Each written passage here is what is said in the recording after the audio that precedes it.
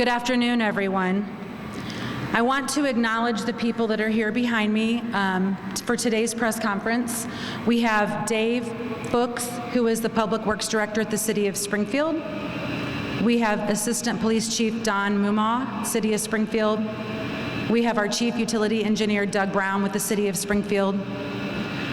We have Lou Bart from the YMCA representing, Don Morris from Red Cross. We have our Fire Chief Ed Canny in the back.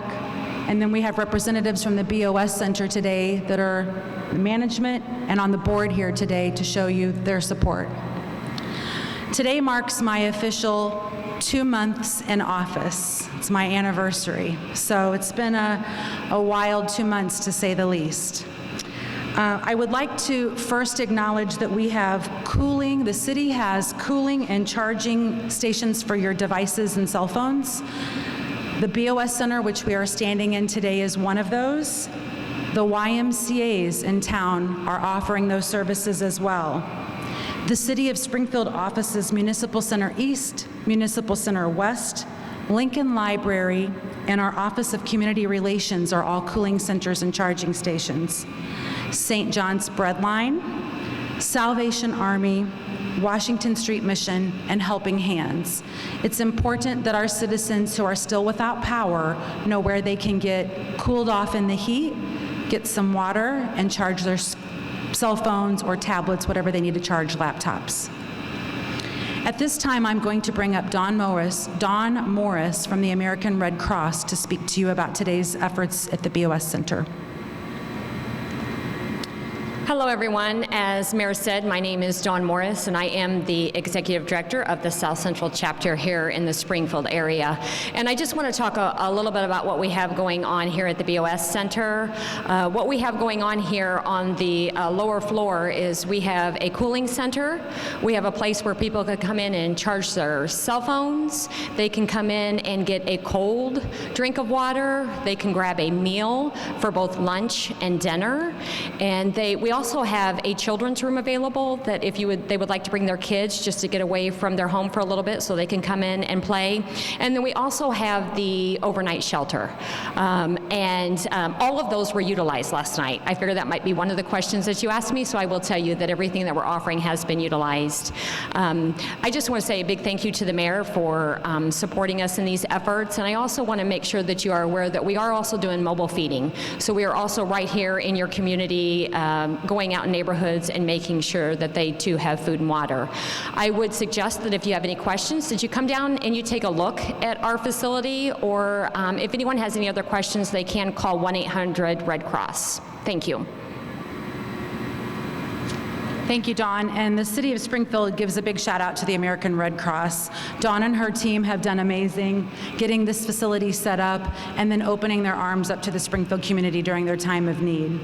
I would now like to bring up Lou Bart from the YMCA so Lou can share with you what is going on at their facilities. Thank you, Mayor. At the YMCA's of Springfield, we have opened both of our facilities for cooling, recharging, and connecting. So we have space for people to come in, cool off, recharge their devices, and also connect free on the internet. We've been offering this since Friday. Yesterday, at both YMCA's, yesterday at 4th of July, we had just downtown, and we had quite a few people come in, and we're very thankful about that. We're also offering some snacks and water, too. For the rest of the week, it will be both YMCA's 6 p.m. to 8 p.m. On Saturday, both YMCA's 7 a.m. to 4 p.m. Sunday, West Carasota's YMCA, 8 a.m. to noon, and then downtown, 1 to 4 p.m. We're very thankful that we have received a donation from Target stores of 3 baskets full of snacks that we'll be offering folks to, and Hy-Vee has donated water to our facilities too, so we've got water, snacks, keep people comfortable. I'd also add that Blue Cross Blue Shield has donated for this weekend. We're going to have 300 fresh produce boxes at the downtown Y, starting at about 2 o'clock for people that need food or want to replenish food that they've had to throw away if they've got their power back on. And last, I would offer too that for parents we have camps going on, summer camps, in several different locations, Rochester, in the city here, at different locations, 3 different locations, and at our summer camp out on the west side. So if people want their kids to be in a safe spot, a cool spot, where we're taking care of, where they're being fed during the day, we have summer camp and still openings in many of those locations. And if people are financially challenged, we have financial assistance programs to help people with camp. They just need to contact us at the YMCA, springfieldymca.org, or call either of our facilities.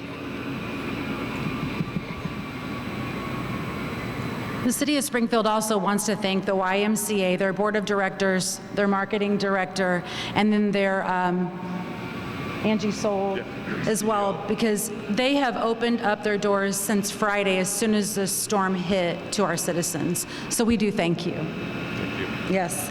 Now we're going to bring up Doug Brown, our Chief Utility Engineer, to give you updates on the utility itself.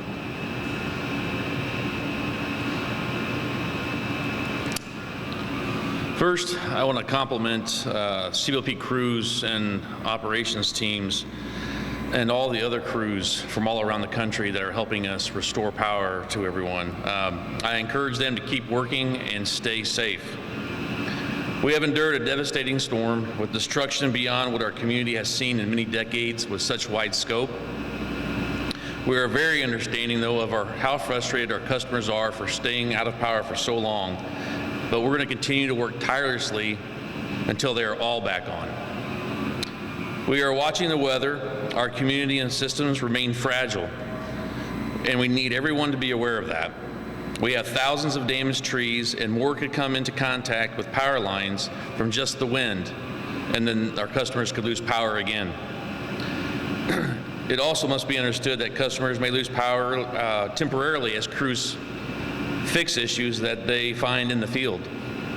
There are many areas that have limbs near failure that would not take much for them to fall onto the power lines. If a storm comes, be safe and be patient. Back in the first 48 hours, we restored 30,000 customers, and we projected by the end of yesterday for 7,000 to remain without power, and we met that. Today, we are at 5,200 customers without power, with about 400 outage locations to repair. This is down from the start of the storm with a high of 40,000 customers out of power, with about 500 outage locations. We are still on target for 3,500 remaining on outage by the end of Friday, and 1,000 to still be on outage by the end of Sunday. We are still proceeding with trying to prioritize circuits that are with the largest amount of customers. We are also coordinating by quadrant to be efficient with repairs.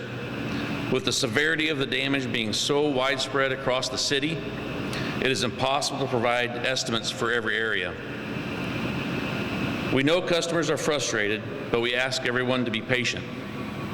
Another serious issue: please do not threaten or harass our crews that are working so many hours to return power to thousands of people. This will force them to leave the area. They need to stay active and engaged in that area, so please respect that. Again, we understand that people are upset with no power for almost a week. However, we have pulled out all the stops and have received the help as those crews become available and arrive on site. We now have 133 additional personnel with 112 trucks from various areas throughout the country. CWP has 75 personnel and 50 trucks. That is over 200 people in the field trying to restore power. We have more than doubled our numbers. Remember, the complexity of the repairs and the weather will affect the estimates that we are giving. Another storm with high winds is expected soon. Please remember to check CWP's website for its outage page, as well as updates on social media. Thank you. Thank you, Doug. Now we're going to bring up our Director of Public Works to let you know about our cleanup efforts. Our director is Dave Books, and Dave's going to come up and speak with you about that.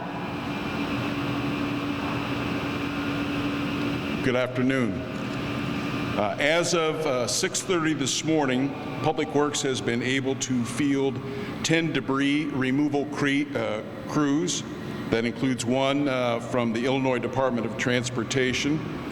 We have also fielded 3 cutting crews. These are individuals from our forestry division that are concentrating on removing hanging limbs and trees that are down outside of the public way. We have activated our branch map, which is on the Public Works version of the city's website, and it denotes what areas of the city that we have teams that are working in. So if you want to know what's happening in your neighborhood, that's the best way to check.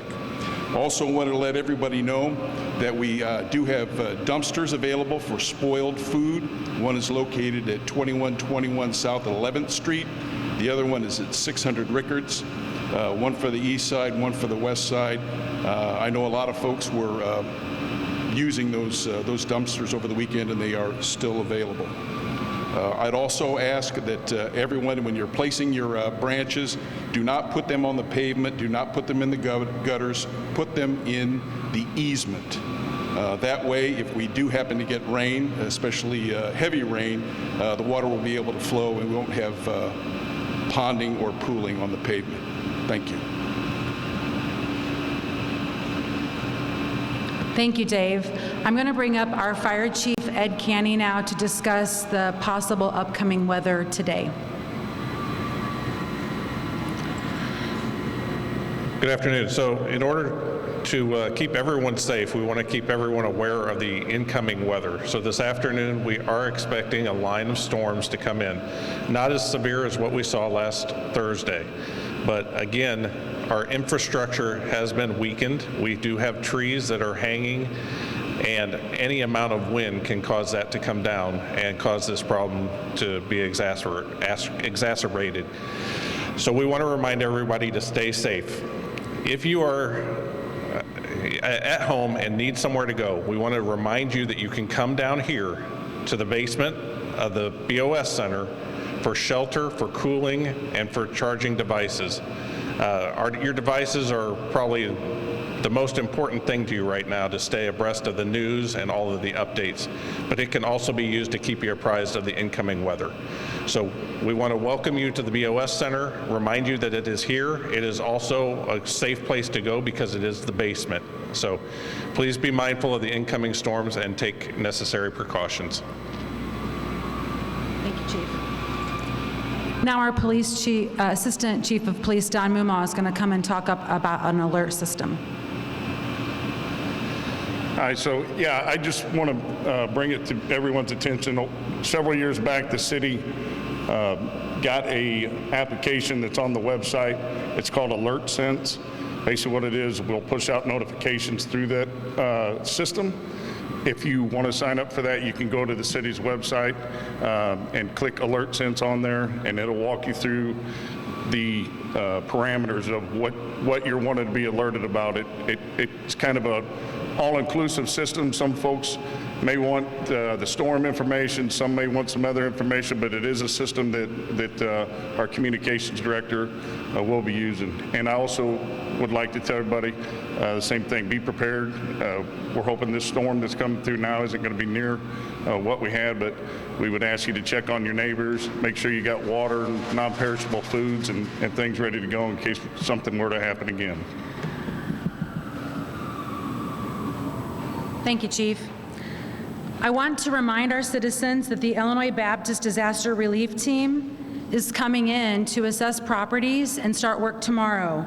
You can reach this team at area code 217-341-2416. This is a group that comes in to volunteer and assist homeowners in cleanup of debris from their yard. So please call the Illinois Baptist Disaster Relief Team if you need help at 217-341-2416 for debris removal help. If you have a city water, light, and power outage, especially with possible storms coming in today, remember the number is 217-789-2121. 217-789-2121. Our Public Works number for debris pickup is 217-789-2246. 217-789-2246. Please be patient with the debris pickup. It will take at least a month, if not longer, for all of this debris to be picked up. As Doug Brown stated, this storm is unparalleled to anything we've seen since the ice storm in the 1978, is what Senator Durbin told me today when I had a meeting with him. Senator Durbin reminded me in my meeting with him this morning that he was without power for 10 days during that ice storm. I know it's inconvenient to not have power. I know it's hot out and people need to charge their phones, stay hydrated, and have a good place to rest, which is why the YMCA has opened their doors and why American Red Cross is here at the BOS Center for you. We know it's bad, and we are trying our best to get your power on as quickly as possible. We just want to make you aware that we know what you're dealing with. I want to thank Jody and Mike from the BOS for opening their doors, because the facility in the lower level is amazing. There is a space for children to play. There is a space for you to shower. There is a space for women to be apart from men and families to be apart from regular population if you want some privacy. It's set up wonderfully downstairs, and we encourage you to come down, charge your devices if you have no power, and get the assistance you need. I'm also going to touch one more time on the food pickup locations for spoiled food. Director Fuchs touched on that. That is at 600 Rickard Road and 2121 South 11th. And if you need help getting your food picked up from your property, you can call the mayor's office at 217-789-2200. We will take your information, and the American Business Club has offered their services to assist in picking up that food from those who cannot get out on their own. Whether you're handicapped or disabled, don't drive, the American Business Club has stepped up to help. So thank you to them as well. At this time, we're going to open it up to any questions from the media. Hang on. They would like you to hold a microphone when you ask your question, sorry. Just so everyone can hear. Hello, thank you. Engineer Brown, you read my mind with regard to people being impatient. What examples are there of harassment that you can talk about? How impatient are people? I don't want to wait till no Sunday, I want it now. My power. I think I'll just leave it in general terms that it's best to stay out of the crew's way, let them do their work. That way they can move on to the next outage. But for every rule, there's a story. What's the story behind the rule of don't harass the crews? I won't comment on that. Any other questions? I know you mentioned not experiencing anything to this capacity since the ice storm in the 70s. I'm guessing since you guys experienced this tragedy just last week, is there any long-term plans for the city to where you guys won't kind of experience this again when it comes to creating cooling spaces or just any assistance for those in need? So the cooling spaces were launched immediately after the storms on Friday, compliments of the YMCA, so thank you. Again, I'll keep saying that over and over again because I'm so thankful for them. We have conversations daily with IEMA, and there will be an incident response evaluation afterwards, and which of course financial recovery might be a portion of that, in addition to planning for the future, but hopefully never in the future. I never want to see this happen to our community again. I was here twice yesterday visiting with some of the folks that came down to cool and charge, and people were so kind and thankful to have a place to go, and I just really want to thank our citizens, and I will be remiss if I don't thank our crews. I've met with our electrical crews and our public works crews myself, and I've thanked them all and told them as the mayor how much I appreciate what they're doing. Any other questions? One of the things that was mentioned was that there's more severe weather coming through the area. I know you guys are still working to get more power for people who are still without power, but is there a concern then that there might be more people without power if this storm comes through? Yes, as I had mentioned, we still have 5,200 customers out of power. So an impending storm or high winds of any kind could damage more power lines by other tree limbs falling on them. With the strong winds that came through with the derecho that was last Thursday, losing track of days. So with that, there's definitely weakened the branches. So, and those you really can't see. There's some that you can see that are actually damaged and, maybe nearing the fall. So there is very good chances of more power outages to occur this evening because of that storm.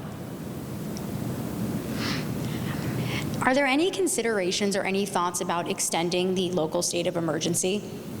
So the city ordinance requires that the mayor can only extend the state of emergency until the next council meeting, which is this evening. So I did extend it on Sunday evening, which we sent that out to everyone, until the council meeting tonight.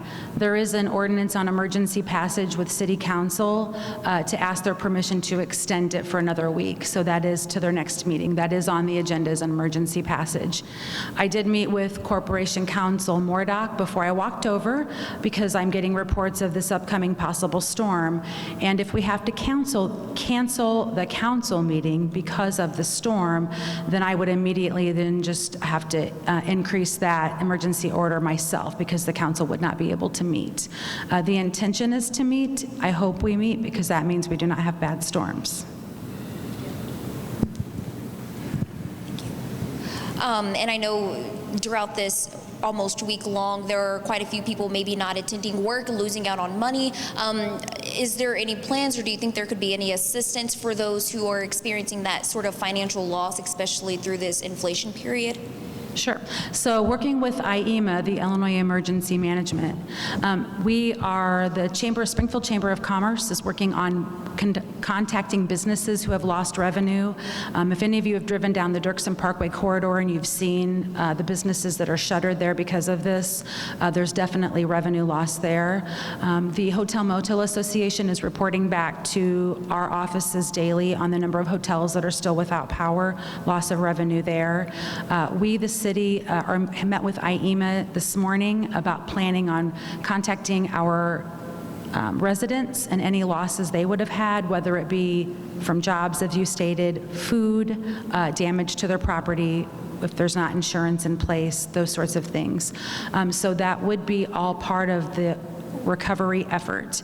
In order for federal recovery dollars to take place, the entire state from this derecho has to have $22 million in losses. So we will watch for that. I know we have a loss with some towers for communication with the city that will be a part of that expense too, including our man hours and our overtime and the crews that we've brought in, the contracts that I've signed as mayor to bring those crews in. So it will be ongoing for quite some time to total all that up. Any others? I just want to say thank you again to our employees and our residents.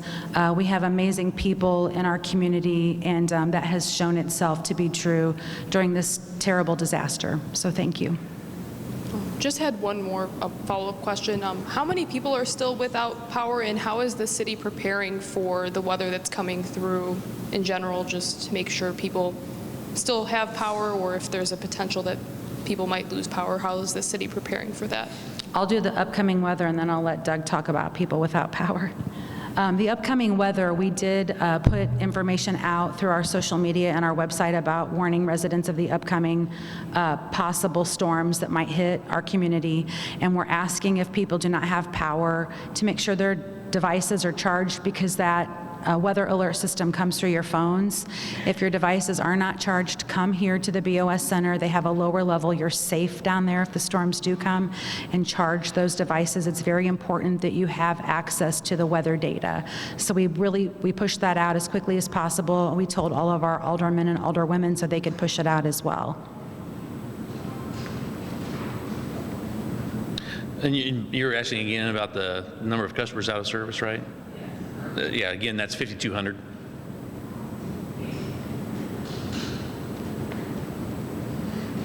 Thank you all for your time. You have one more question. I'm so sorry. You're So fine. people are watching this live, and a lot of them are wondering, where can people with pets go in regard to these cooling places? So unfortunately, we can't allow pets in the BOS Center here, and we can't allow pets at the YMCA.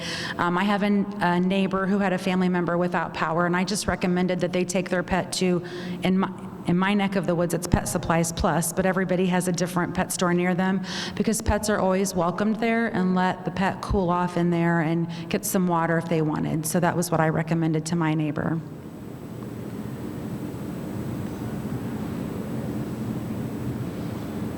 All right, thank you all.